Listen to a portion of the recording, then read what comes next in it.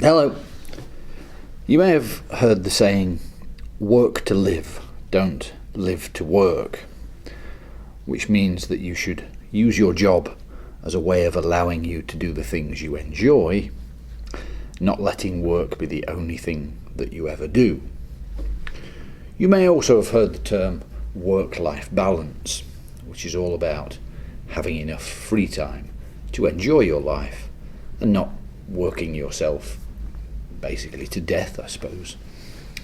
Today's short talk is about these things and what some companies are doing to try to ensure that their employees are taking enough time off to enjoy life. The thinking behind this concern for employees' well-being is that a happy workforce works more productively. So let's look at what has been happening in the last few years.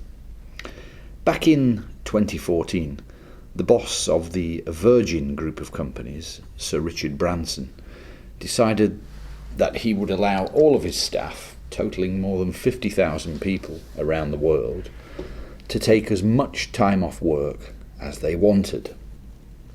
Just to make sure you understood that, he said that his staff could take time off whenever they wanted, for however long they wanted.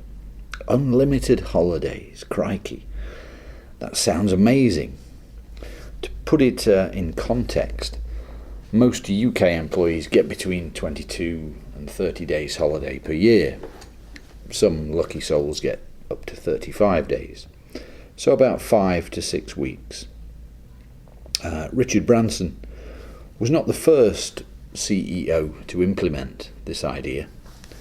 He took the idea from the Netflix company.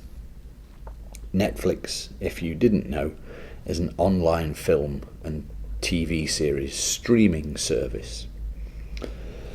Let's consider this idea in more detail.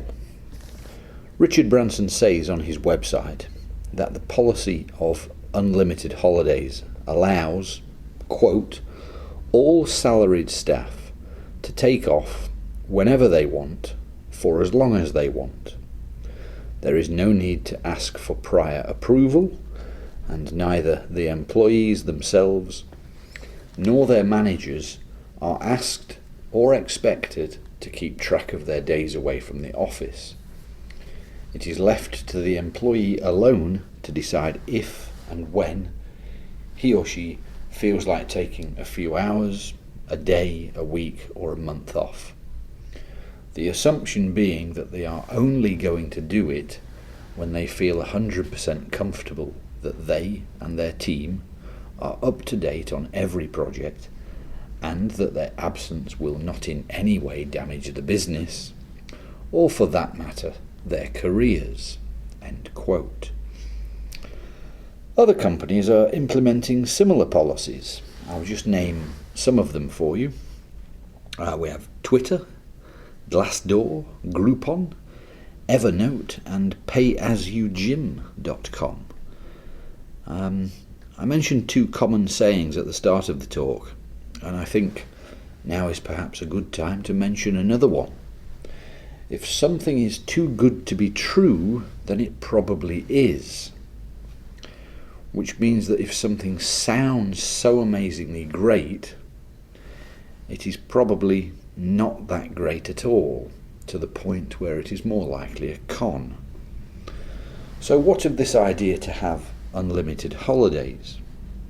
Is it such a great idea? Maybe, maybe not. We'll start with the maybe not. Let's consider the realities of the situation. In a situation where an employee can take off as much time as they want or need, the employee needs to consider two things. Firstly, their work needs to be done on time. Most people work to deadlines, and those deadlines must be met.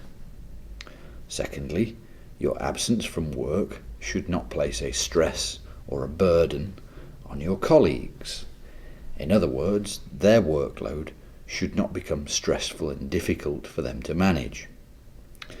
Now, jobs exist because they are essential. No company employs people because that's a nice thing to do.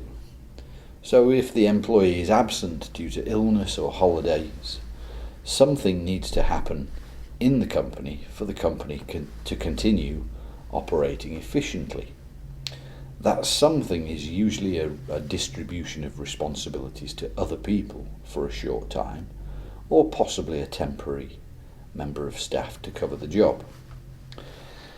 If the annual leave policy of a company is, as stated earlier, that you can take off as much time as you want as long as your colleagues are not overstressed and the deadlines are met, the actual chances of taking time off at the drop of a hat are actually quite small. Why? Because most employees are busy for the vast majority of the time. So time off will almost inevitably mean that someone needs to cover for you. A real pessimist would say that this time off policy is a sneaky way to reduce the amount of time off that employees take, because employees don't want to upset their colleagues.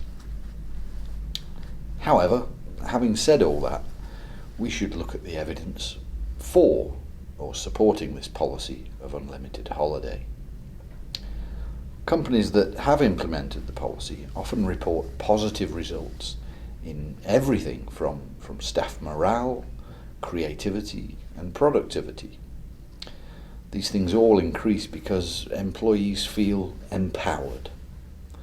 Some companies do report that some staff, and it's a small minority, abuse the system and take too much time off.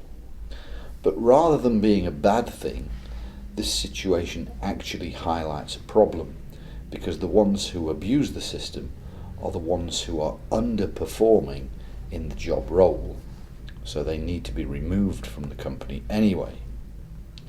If they were not taking too much holiday, the problem possibly wouldn't be noticed so easily.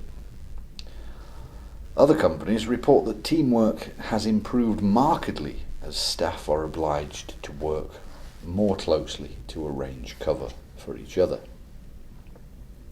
So there are some negatives and potentially some positives there.